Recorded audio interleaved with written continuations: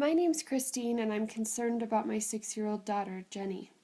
About a year ago, Jenny had a babysitter touch her inappropriately when I wasn't home. Ever since, she's been experiencing terrible nightmares about it. Jenny also becomes fearful and starts sweating when a babysitter gets mentioned. I've noticed that Jenny's having difficulty sleeping and concentrating. She's often irritable and has loud outbursts, and she becomes very jumpy in response to loud noises. Her difficulties led me to consult with a clinical psychologist to explore my options to help her.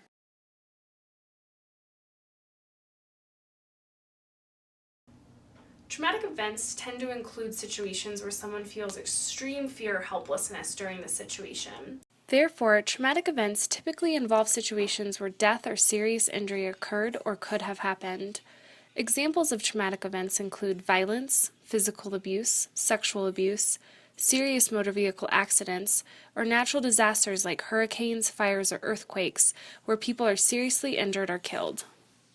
Immediately after a traumatic event, shock and denial are typical responses that people can have.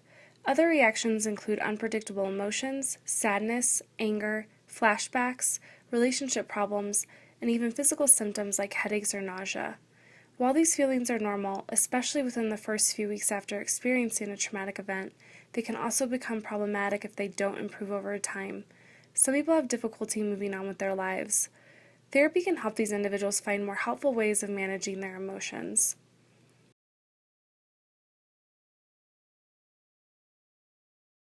So it sounds like your family has been dealing with some really heavy stuff, and I think it's really brave that you came here because I know it's hard to talk about and even think that Jenny went through something like that. A lot of what you're describing to me, how she's responding to this trauma, are actually really common reactions that we see among children who've experienced something like what Jenny went through.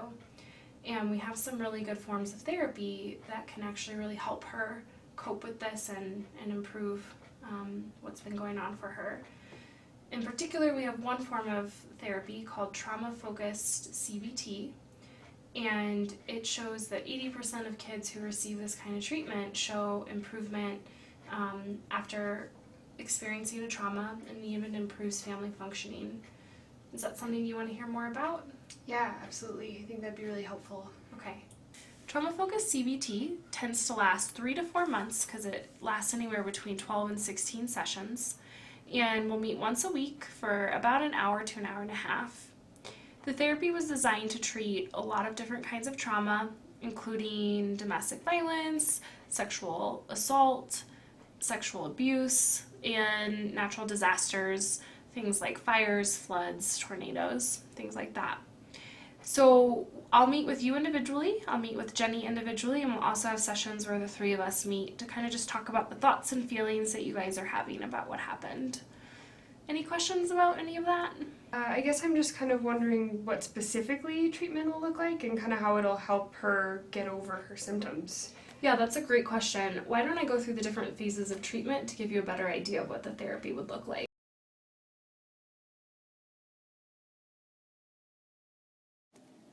The psychologist told me that the first part of treatment would involve laying the groundwork to help both Jenny and I understand the trauma that happened to her. She said this would include information on sexual abuse as well as the common reactions on the parts of the victims and their families. Secondly, she introduced a sex education component. She said that based on the nature of the trauma, it would be important for us to give Jenny information on healthy sexuality and body awareness in order to clear up any misunderstandings she might have as a result of the trauma. I was skeptical about this piece at first, but she assured me that my family's values would be emphasized during this piece. Finally, the psychologist told me there would be a risk reduction component. She said that this would involve teaching Jenny about warning signs to avoid high-risk situations in the future. She said this would involve teaching her how to communicate assertively and formulate healthy physical boundaries.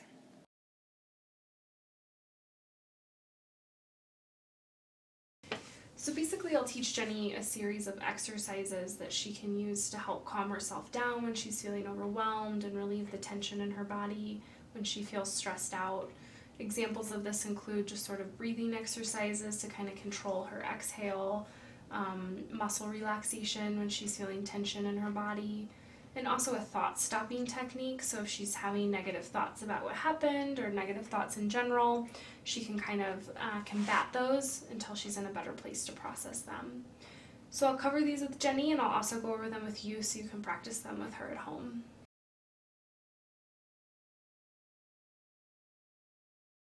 So we also spend a good portion of time in therapy talking about Jenny's emotions. And to do this, we kind of teach her how to identify her emotions and how to talk about them and express them with other people, and to a certain extent, how to control them. And this is really important so that then when we do start talking about the actual trauma, she sort of has a toolkit for how to help her cope with her strong emotions. Mm-hmm. And we definitely incorporate parents a lot into this portion of the therapy, because we find that it's really important that they're sort of modeling how to cope with emotions positively at home, and also help her reinforce in her when she is coping with emotions in a positive way. No, that sounds really good and really important. I like that this therapy seems like it does quite a bit to safeguard Jenny and her emotions. Are there any other kind of coping techniques that you're going to recommend throughout the course of therapy?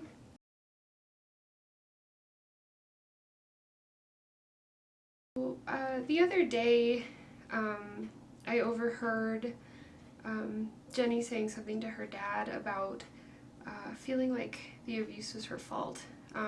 And obviously as a parent, that's really difficult to hear. But then I just kept worrying about it and thinking about it, and I talked to my friends and I talked to my mom, and they all just told me that, neither of us were thinking about this in a helpful way. But what happened to her was so terrible, I don't know how else to think about it. Yeah. So what you're describing is actually pretty common for parents and kids who've gone through what you guys have gone through. And it's actually one of the things that we'll talk about in therapy, and we'll kind of help you identify what thoughts you're having about it that might be more inaccurate or unhelpful, and kind of help you reframe it so that you can think about it in a different way to alleviate some of that distress.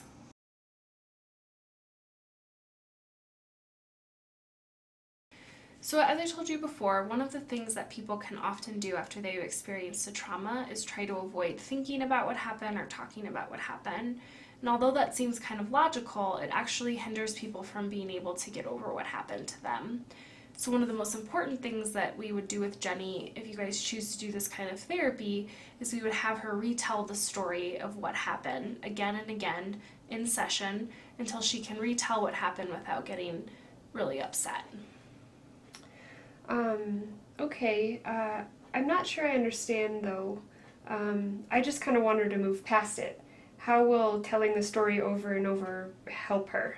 Yeah, I totally understand why you would be concerned about this, but it is actually the most important and the most helpful part of this therapy. And the reason why is that it will actually help her to process the emotions in session, so that day-to-day reminders or thoughts of what happened won't make her become as upset, and then she won't be as likely to try and avoid certain places or things or people. And it just also helps her feel like she's in control of her emotions and able to move past what happened. Okay, will I ever hear the trauma narrative? Yeah, that's a really good question. So once Jenny feels comfortable sharing the story with me multiple times without getting upset, I will share with you what happened without her in the room. And then over time, as you can hear the story without getting upset, Jenny will share it with you in a session where the three of us are all present. Wow, that sounds really difficult, but I'm willing to try it.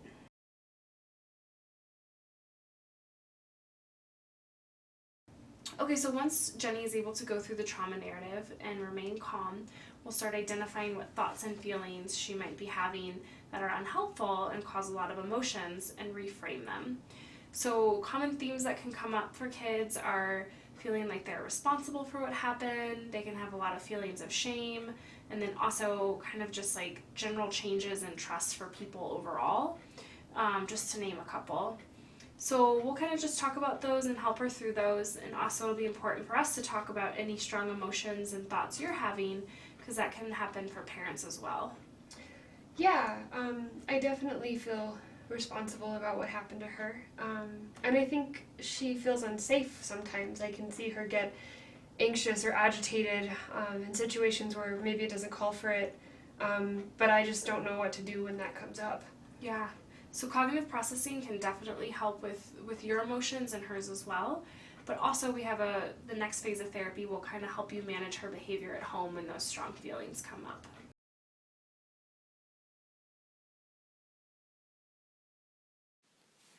I informed my psychologist that following the trauma, Jenny was dealing with behavioral issues for the first time in her life. The psychologist reassured me that children often react to traumatic events with anxiety and emotional outbursts. She also told me that other common reactions include disruptive behavior, aggression, anger, or having trouble following rules. The psychologist told me that in the behavioral management portion of therapy, several strategies would be introduced that would help me deal with these kinds of behaviors when they come up.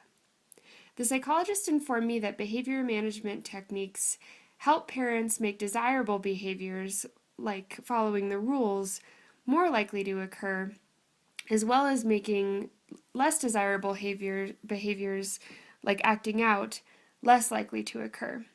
She said that we achieve these things through the use of praise and things like time out. She also told me that although it might feel difficult at first to punish Jenny for the undesirable behavior due to the trauma, that it's an important part of recovery. I agree that setting firm boundaries and discouraging the disruptive behavior is going to be important for Jenny's prolonged success.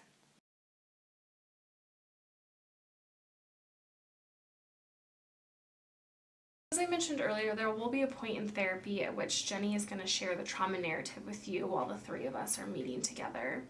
And we include this in the therapy for multiple reasons. One, it's an important opportunity for Jenny to be able to share the narrative with you so that she can see that you're responding and being able to talk and hear about it in a calm way, and so that you can model effective coping for her about what happened. Mm-hmm. It also gives you both the opportunity to clear up any misunderstandings or confusion about what happened and any emotions that might be stemming from that miscommunication. Okay, does this mean that I should be talking with her at length about the trauma outside of therapy? Yeah, that's a really good question. And although that is the eventual goal of therapy, we kind of discourage parents from talking about it early on in therapy, because we want to make sure that the communication is healthy and productive and that effective coping is getting modeled. And we just want to make sure that you're both comfortable communicating about it before that happens. Okay, that sounds good. So do you have any other questions or concerns that you want to talk about in regards to this therapy? I don't think so. You've done a really great job explaining it, and thank you for meeting with me. I feel like I have a much better idea of what our options look like.